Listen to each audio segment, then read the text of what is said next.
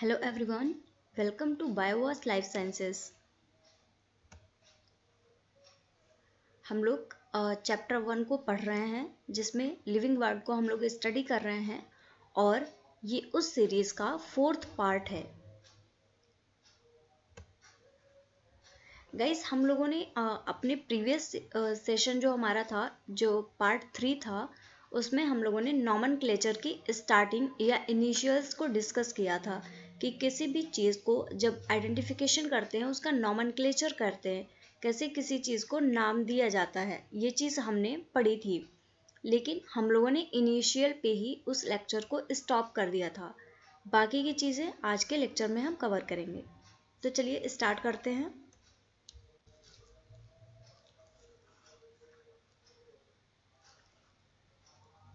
Since it is nearly impossible to study all the living organisms, it is necessary to devise some means to make this possible। जो हमारे आसपास की diversity होती है, जिसको कि हम बायोडाइवर्सिटी बोलते हैं, वो बहुत ज़्यादा है। बहुत प्रकार के जीव जंतु, बहुत से एनिमल्स प्रेजेंट होते हैं वहाँ पे। तो सारे जितने भी एनिमल्स होते हैं सबको स्टडी करना तो ऐसे पॉसिबल नहीं है। तो यहाँ पे एक इम्पोर्टेंस आती है कि कोई एक ऐसी चीज़ होनी चाहिए जिससे कि इनकी स्टडी को इजी बनाया जा सके, इजीली इन सब चीज़ों को पढ़ा जा सके।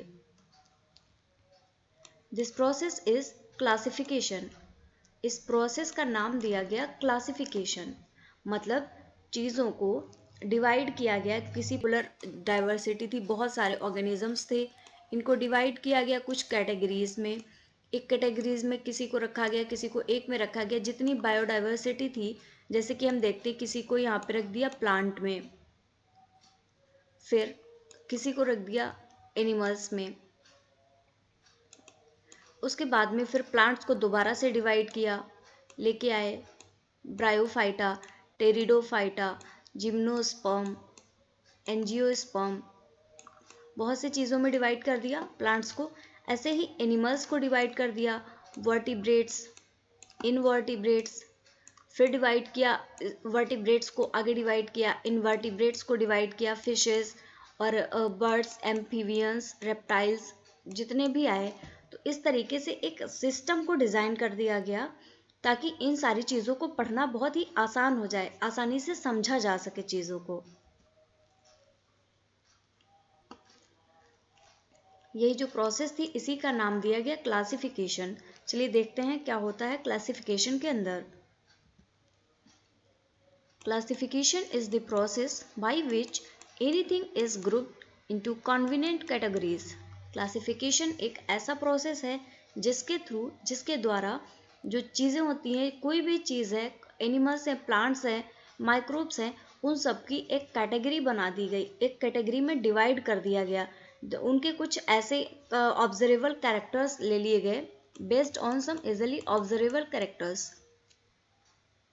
कुछ ऐसे कैरेक्टर्स लिए गए जिनको आसानी से देखा जा सके और वो एक पर्टिकुलर कैटेगरी वाले सारे ऑर्गेनिज्म जितने उसमें रखे गए हैं उन सब में वही सेम कैरेक्टर दिखाई पड़े। तो इस तरीके से इनका क्लासिफिकेशन किया गया, कैटेगरीज बना दी गई। एक एग्जाम्पल दिया गया है यहाँ पे, we easily recognise groups such as plants और एनिमल्स और डॉग्स, कैट्स और इंसेक्ट्स। अगर हमें रिकॉग्नाइज करने को कह दिया जाए कि हाँ इंसेक्ट्स को आप पहचानिए या आप प्लांट्स को पहचानिए, तो हमारे अंदर इतनी कैपेबिलिटी है कि हाँ हम प्लांट्स को पहचान सकते हैं। लेकिन प्लांट्स को देखेंगे तो उसमें कोई एक ही प्लांट नहीं होगा ना, उसमें बहुत सी कैटेगरीज हो सकती हैं। कुछ प्लांट्स बड़े हो सकते हैं, कुछ छोटे पौधे हो सकते हैं, और भी हो सकते हैं, कुछ क्रीपिंग प्लांट्स हो सकते हैं। लेकिन है तो सारे प्लांट्स ही, अलग अलग हैं, फिर भी प्लांट्स हैं। मतलब कुछ उनके इजिली ऑब्जर्वेबल कैरेक्टर्स ले लिए गए, उनके आधार पे उनको कैटेगराइज कर दिया गया कि हाँ इस कैटेगरी में जितने भी आएंगे वो प्लांट्स हो जाएंगे।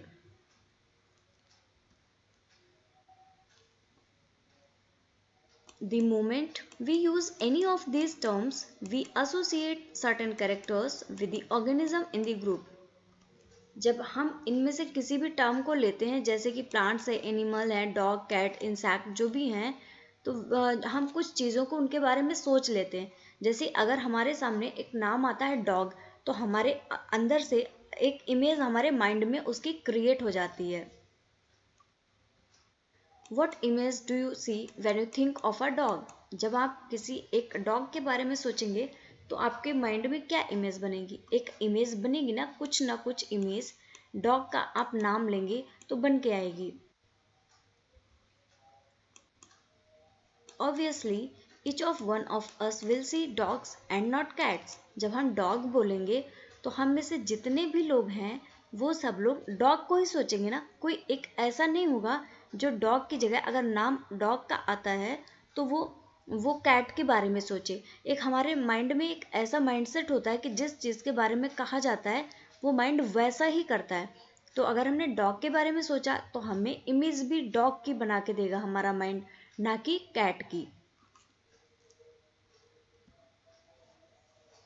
Now, if we were to think of Alsatian, we know what we are talking about. अगर ये हमको एक नाम दे दिया जाए एलेस्टियंस, क्या हम इसके बारे में जानते हैं? नहीं ना। जब हम इसके बारे में नहीं जानते, हमारे माइंड ने इसको नहीं सुना और ना ही देखा, तो वो इसकी इमेज बना के नहीं दे सकता। Similarly, suppose we were to say mammals. अगर हम mammals के बारे में सोचते हैं, you would of course think of animals with external ears and body hairs. अगर आपसे कोई कहेगा mammals का, तो आपके माइंड में जो इमेजेस होंगी वो किसी एक ऑर्गेनिज्म की नहीं बनेगी।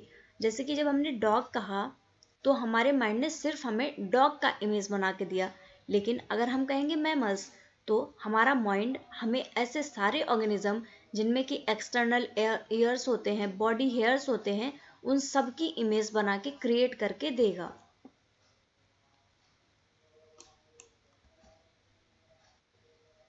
Likewise, in plants, if we try to talk of wheat, the picture in each of our mind will be of wheat plants, not of rice or any other plant. अगर हम wheat plant, अगर हम गेहूं के पेड़ के बारे में सोचते हैं, पौधे के बारे में, तो हमारे माइंड में गेहूं का ही पौधा आएगा, ना कि राइस का। तो हमारा माइंड एक इस तरीके से सेट होता है कि अगर हम wheat का नाम लिया है तो वो wheat का ही इमेज बनाएगा, ना कि राइस का। Hence, all these dogs, cats, mammals, wheat, rice, plant, animals, etc. are convenient categories we use to study organism. ये ऐसी कैटेगरीज हैं जिनके थ्रू हम ऑर्गेनिज्म को स्टडी करते हैं, उनको स्टडी करना आसान बनाया गया है जिनके through. The scientific term for these categories is taxa. जो साइंटिफिक टर्म यूज किया जाता है इन सारी कैटेगरीज के लिए उसको हम टैक्सा बोलते हैं।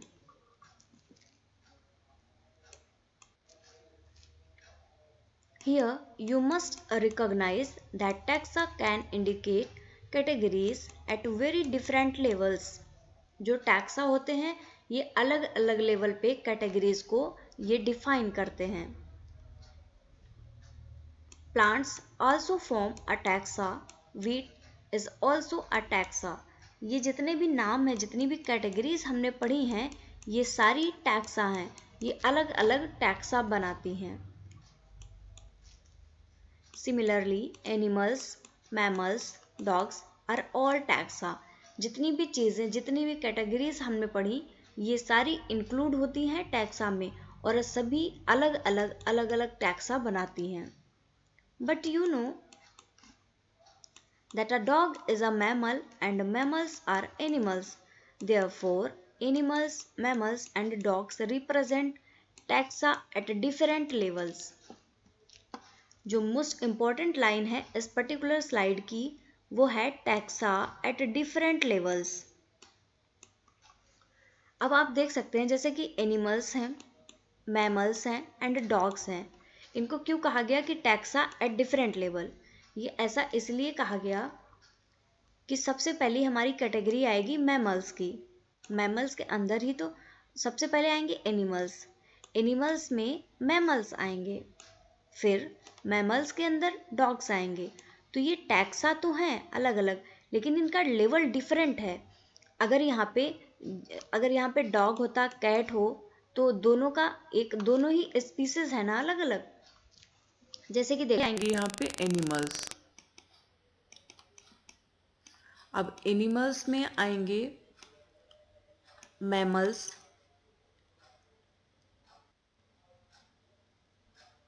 एनिमल्स में मैमल्स आ गए। अब मैमल्स में आएंगे डॉग, कैट। तो आप देख सकते हैं, अगर डॉग और कैट की बात करें तो दोनों का लेवल सेम है। मतलब कि पहले एनिमल्स आए, फिर मैमल्स आए, और उसके बाद में डॉग एंड कैट आए, और दोनों ही मैमल्स में इंक्लूडेड है ना। तो यहाँ पे हम कह सकते हैं कि ये जो डॉग एंड कैट हैं, ये टैक्सा दोनों अलग अलग, दोनों टैक्सा हैं, और ये सेम लेवल पे हैं, इनका लेवल डिफरेंट नहीं है। लेकिन अगर हम बात करेंगे डॉग की और मैमल्स की, तो देखिए एक यहाँ से सीरीज आ रही है और एक यहाँ से सीरीज आ रही है, इन दोनों की सीरीज तो अलग हो गई ना। तो इसीलिए कहा जाता है कि ये जो डॉग है, मैमल्स है, एनिमल्स हैं, ये होंगे टैक्सा एट डिफरेंट लेवल। लेकिन अगर हम बात करें डॉग की एंड कैट की, तो ये दोनों ही मैमल्स के अंडर आ रहे हैं ना, और एक ही लेवल पे हैं, तो ये होंगे टैक्सा एट सेम लेवल। यहाँ पे यही बताया गया है, एनिमल्स, मैमल्स एंड डॉग्स, ये तीनों ही represents taxa at different level. ये टैक्सा तो हैं, लेकिन अलग अलग लेवल पे।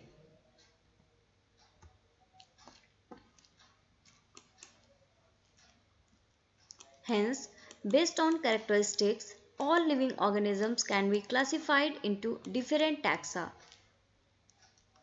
जितनी भी ये कैरेक्टरिस्टिक्स होती हैं, जितने भी इनके लक्षण होते हैं, उनके बेस पे इनको अलग अलग टैक्सा में डिवाइड किया जा सकता है। This process of classification is taxonomy. ये जो प्रोसेस होती है इनको क्लासिफाई करने की, अलग अलग क्लासेस में, अलग अलग कैटेगरीज में इनको क्लासिफिकेशन जो किया जाता है, उस प्रोसेस को हम टैक्सोनॉमी बोलते हैं। External and internal structure along with the structure of cell development process and ecological information of organism are essential and form the basis of modern taxonomic studies. जो टैक्सोनॉमी होती है, टैक्सोनॉमी का जो basis होता है, जो क्लासिफिकेशन किया जा रहा है, वो किस बेस पे किया जा रहा है, इसमें कुछ चीज़ें इंक्लूड होती हैं। जैसे कि किसी को क्लासिफाई करना है तो उसके स्ट्रक्चर ऑफ सेल पे डिवाइड कर सकते हैं, जैसे कि प्रोकैरियोटिक सेल है या यूकैरियोटिक सेल है। डेवलपमेंट प्रोसेस पे उसको क्लासिफिकेशन कर सकते हैं। कोई डेवलपमेंट होता है डायरेक्ट डेवलपमेंट हो जाता है, कुछ में होता है कि नहीं, बीच में एक लार्वल स्टेज आती है। इकोलॉजिकल इंफॉर्मेशंस ऑफ ऑर्गेनिज्म, ये कुछ ऐसी चीज़ें हैं जो कि एसेंशियल होती हैं, ज़रूरी होती हैं मॉडर्न टैक्सोनॉमिक स्टडीज़ के लिए, किसी भी क्लासिफिकेशन के लिए।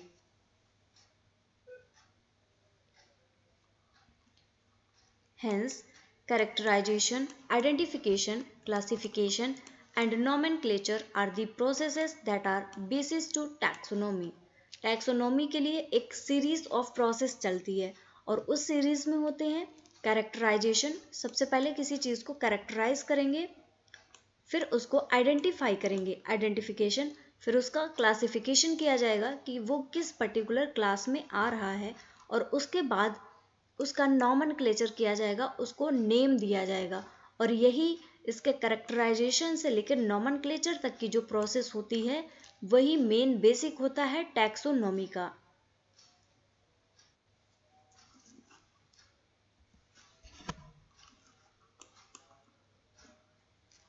Taxonomy is not something new. Taxonomy कुछ नया नहीं है।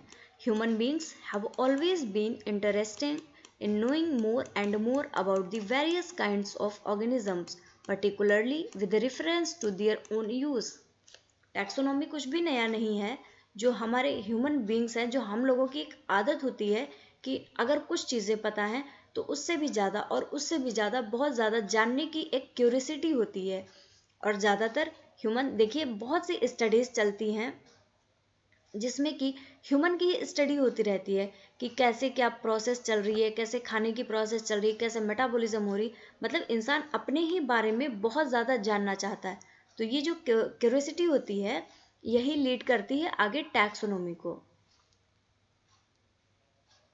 In early days, human beings needed to find sources for their basic needs of food, clothing and shelter. जो पुराने दिन होते थे, ह्यूमन बींग्स को अपने खाने के लिए, पहनने के लिए और रहने के लिए जगह चाहिए होती थी, और इन सब चीज़ों को लिए the earliest classification were based on the use of various organisms. जो पहला क्लासिफिकेशन दिया गया वो इन्हीं सब छोटी छोटी सी चीज़ों को देख के रखा गया, जो बहुत से ऑर्गेनिजम्स का यूज़ करते थे। खाने के लिए क्या यूज़ कर रहे हैं, पहनने के लिए क्या वो यूज़ कर रहे हैं, और कैसी जगह पे शेल्टर के लिए छत उनको कहाँ मिली है, कहाँ पे वो रह रहे हैं, इन सब चीज़ों के आधार पे पहले उनका क्लासिफिकेशन किया जाता था।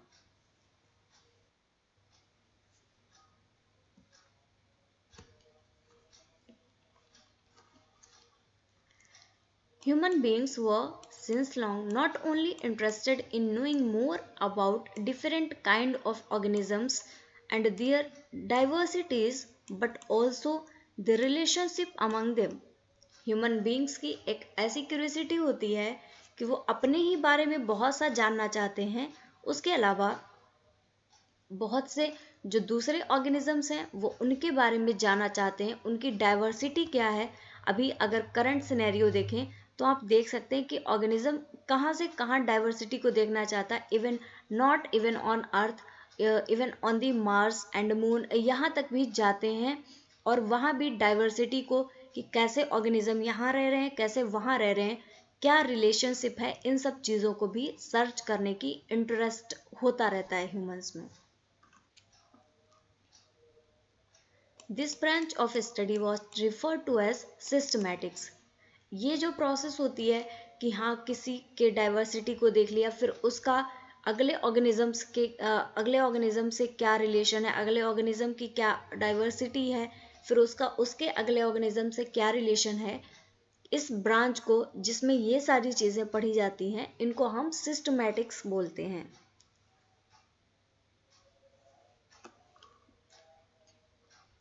The word systematics is derived from the Latin word systema.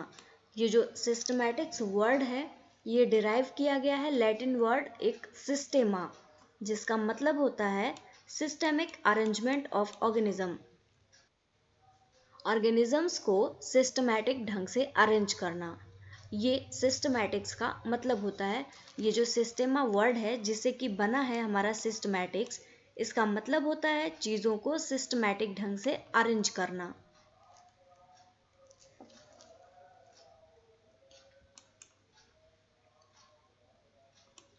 Linnaeus used Systema Naturae as the title of his publication. जो Linnaeus थे उनकी पहली जो बुक थी उसका टाइटल ही उन्होंने रखा था Systema Naturae. The scope of systematics was later enlarged to include identification, nomenclature and classification. पहले systematics एक नॉर्मल अरेंजमेंट था और उसके बाद में इसका स्कोप धीरे धीरे बढ़ता गया, इसमें आइडेंटिफिकेशन, नॉमेनक्लेचर एंड क्लासिफिकेशन को भी इंक्लूड कर लिया गया। Systematics take into account evolutionary relationship between organisms. Systematics identification, nomenclature and classification को इंक्लूड करने के बाद में इतना ब्रॉड टर्म बन गया कि ये एक दूसरे ऑर्गेनिज्म के बीच में इवोल्यूशनरी जो रिलेशनशिप है, उनके जीवन की उत्पत्ति कैसे हुई और कैसे वो कनेक्टेड हैं एक दूसरे को, इन सब चीज़ों को भी वो अपने अंदर इंक्लूड कर लिया और धीरे धीरे इन्हीं सारी चीज़ों की फिर स्टडी होने लगी सिस्टमैटिक्स में।